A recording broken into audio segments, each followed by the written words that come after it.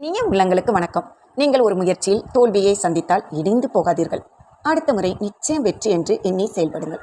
தோல்வி நம் ரோசத்தை கிளப்பிவிட வேண்டும். நம் தலையில் அடித்து நம்மை எழுந்து நிற்கச் செய்ய வேண்டும்.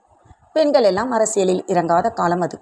பிரபல நடிகை KP சுந்தரம்பாள் காங்கிரஸ் கொடியை கையில் பிடித்துக்கொண்டு தேசபக்தி பாடல்களை பாடி வெள்ளைக்கார அரசுக்கு எதிராக பொதுமக்களை எழுப்பினார்.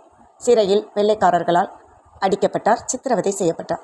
சிறையிலிருந்து வெளிவந்த அவர் முன்னிலும் ஆவேசமாக பாடினார். தோல்வி கண்டவன், தோல்வியை சமாளித்தவன், தோல்வியே உன்னால் என்னை என்ன செய்ய முடியும் என்கிறான். தோல்வி வந்தால் கலங்காதீர்கள். வெற்றி பெற தோல்விகளை கடந்துதான் செல்ல வேண்டும். சிலருக்கு முதல் வெற்றி ஒரு நம்பிக்கையை ஏற்படுத்தி விடுகிறது. எடுத்ததெல்லாம் வெற்றியடையும் என்ற போலி நம்பிக்கையை ஏற்படுத்துகிறது. ஆணவத்தை வளர்த்து விடுகிறது. அடக்கம், கவனம், நிதானம் இவற்றையெல்லாம் தோல்விதான் தருகிறது. வெற்றியில் நாம் எதையும் கற்றுக்கொள்வதில்லை. வெற்றி சரியாக கண்காணிக்கப்படாவிட்டால் அங்கே வீழ்ச்சியின் விதை விதைக்கப்படும் என்கிறார் ஜேம்ஸ் ஆலன். நீங்கள் வேலைக்கு முயற்சிக்கிறீர்கள். எல்லா இடங்களிலும் வேலை இல்லை என்றே பதில் கிடைக்கிறது. தொழில் தொடங்குகிறீர்கள், ஆனால் உற்பத்தி செய்ய முடியவில்லை.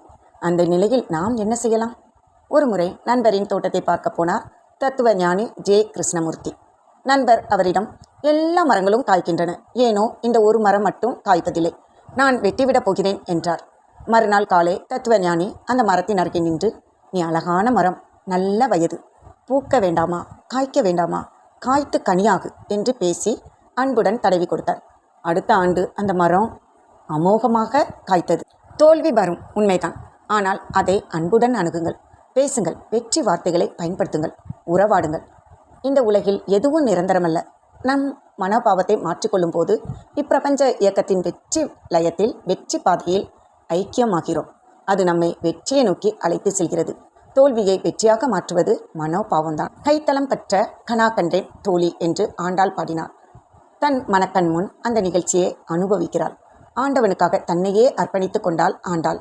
ஆண்டாள் பாடல்களை படுத்தோமானால் ஆண்டாள் கண்ட கனவெல்லாம், கற்பனையெல்லாம் முன்னேற்றமாக, வெற்றி கனவுகளாக, நினைத்ததை அடையும் கனவுகளாகவே இருப்பதை காண்பீர்கள்.